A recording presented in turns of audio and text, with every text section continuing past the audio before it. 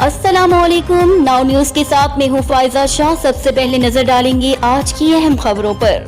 खबर शामिल करते हैं डस्का से। हमारे नुमाइंदा शाहद सदीकी की रिपोर्ट के मुताबिक ट्रैफिक हादसे में 2 दोस्त जामबाग। सियालकोट रोड रंजहाई के करीब मोटरसाइकिल और ट्रालर में हादसा। रेस्क्यू जराए हादसे में मोटरसाइकिल सवार 2 नौजवान जामबाग। हादसा ट्रालर ड्राइवर की गफलत और तेज रफ्तारी के बायस पेश आया।